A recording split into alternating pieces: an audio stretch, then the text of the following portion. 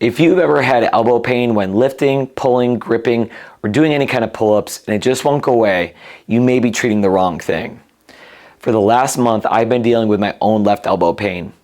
And at first, I thought it was something common like tennis elbow. But after paying attention to where the pain was and which movements triggered it, I realized something else was going on. Now today, I'll walk you through how I figured it out, how I tell it apart from tennis elbow, and how I'm treating it myself with the same techniques I use with patients. About a month ago, I started noticing discomfort in my left elbow. Here's what was interesting. It wasn't hurting all the time, and it wasn't with every movement. I mainly noticed it during pulling motions, like pull-ups or movements where my hand was bent and my hand was rotated inward. Now that inward rotation is called pronation. Think of the position during a pull-up, palms facing away from you. Now that specific position was the biggest clue, because pain patterns matter, location matters, and movement matters. My first assumption was tennis elbow, one of the most common causes of elbow pain. Now tennis elbow usually involves irritation of the tendons that extend your wrist. Now you feel this when you're gripping, lifting, carrying groceries, shaking hands, or opening jars. But something wasn't adding up. Those motions didn't consistently reproduce my pain. Instead, the biggest trigger was when my elbow was bent combined with pronating my hand. That irritated every single time. And one more clue, when I supinated my hand, palms facing towards me, the pain improved. And then when I went back to it, palms facing away, it got worse. That told me this probably wasn't classic tennis elbow. Here's how I started thinking it through. When your elbow bends, one of the major muscles involved is called the brachialis. You also have the biceps brachii and the brachioradialis, depending on the hand position. Now these tissues have to glide past each other and move smoothly. What I suspect is happening in my case is the tissues are not gliding properly. Instead of moving smoothly, they're pulling, tightening, and getting irritated where those muscles overlap. So rather than the classic tendon irritation on the outside of my elbow, this feels more like a soft tissue restriction between the muscles themselves. Now that distinction matters because different problems require different treatments. So what am I doing to treat it? The first goal is simple. I want to restore the normal motion between the muscles. I need those muscles to be able to glide properly. Now the first thing we're going to do is soft tissue work with a Graston Technique. Now Graston Technique uses stainless steel tools and we're going to take it over the affected area. And what it's going to do, it's going to improve the circulation of the area. It's going to help to break up any adhesions, any scar tissue in the area, and get the tissues moving and gliding properly. So with this, what we're going to do, we're going to put a little emollient on the skin, and then we're going to take the tool over the affected area. So what I'm going to do is I'm going to work this tool in every direction. And what I'm feeling for are any little bumps or ridges in this area or any areas where I feel it's kind of knotted up. And so in my situation, I'm feeling a little bit of tightness in this area here. The other thing is it'll reproduce some of the discomfort. So as I'm working on a patient or working on myself right now, I can feel there's a little bit of dull achiness in this area. And what I'm going to do is I'm going to work this whole area, the brachioradialis there, the brachialis, and then a little bit in the biceps here. But I'm going to work that seam between those three muscles here, because that's where all my pain is when I get in that position here. What this does, it helps to break up the restriction and improve mobility in that area. But the biggest technique that's going to work well with this condition is active release techniques. Now with active release technique, what we're going to do is we're going to actively put it through a range of motion while I contact that tissue to help loosen it up. Now the great thing with active release technique is you can actually contact the area between the muscles with your hands and help to separate those tissues while you go through some active motion. So what we're going to do is we're going to shorten that muscle. I'm going to contact with my thumb the spot where they're all kind of binding up. What we're going to do is we're going to put it through some range of motion and we're going to stretch it out.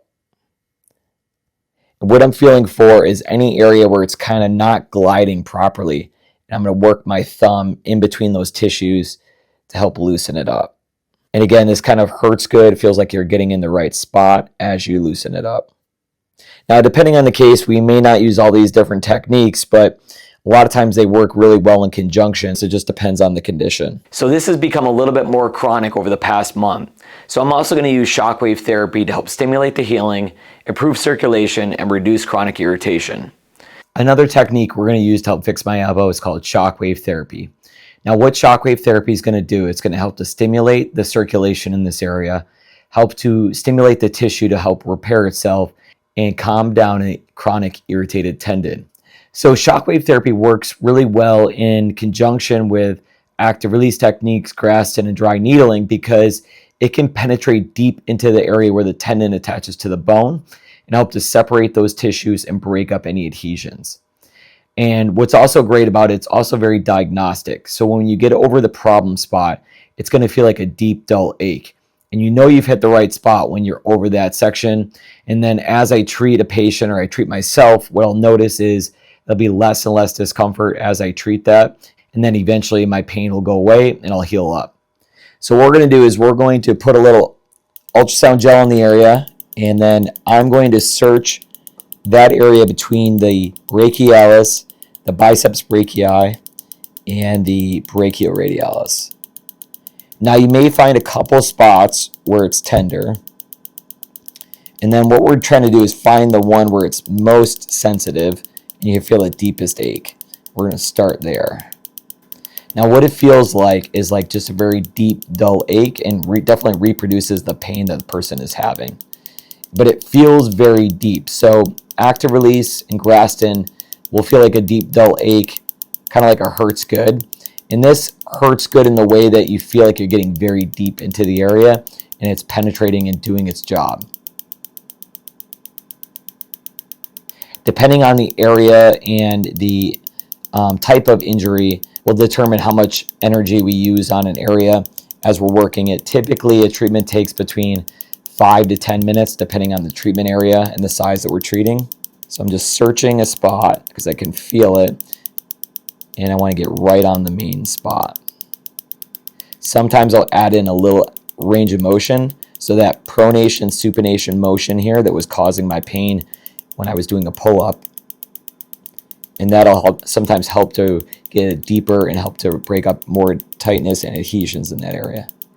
Now the great thing with this technique is as soon as you get done, you'll immediately feel a difference in terms of range of motion and less discomfort. For a condition where a patient may have this for 1 to 3 months, typically I'll do about 4 to 5 treatments, and usually that will resolve the case. If someone's had it for longer than 3 months, 6 months, typically it takes about 10 treatments, 8 to 10 treatments, and we perform this once per week. And then once we get the patient feeling better, we start to progressively load that tissue, help to rehab that tissue so it strengthens, and then eventually goes away completely. And depending on how tight the muscles are, I may also add in some dry needling in some of the trigger points in the brachialis, brachioradialis, and biceps. The treatment depends on what I find clinically. Now here's the important part. How do I know I'm treating the right thing? I'm going to retest it. This is where a lot of people go wrong. They just treat it and they hope it's going to get better. You treat it, then you immediately recheck the motion that caused the pain. Now for me, that was elbows bent, hand pronated, the exact position that reproduced the symptoms. If that position feels better, I know I'm in the right direction. Then I'll progressively load it. Eventually I'll test a pull-up again, and if that pain improves, I continue treatment. I expect that it's going to take another 3 to 4 treatments to resolve this issue. Now while it's healing, I'm going to avoid movements that overload it. So no aggressive pull-ups right now, and no repeated pulling that flares it up. I'm also avoiding sleeping with my arms bent up like that because staying in that position for hours can tighten up those muscles and slow the recovery. So if you've been dealing with a stubborn elbow pain, don't just chase the symptoms. Pay attention to the movement that actually causes the pain. Sometimes the real issue is completely different than what you think. And if your elbow pain won't go away, come see us for a movement-based assessment that looks at how your elbow moves, not just where it hurts. You can schedule online at novacarewellness.com.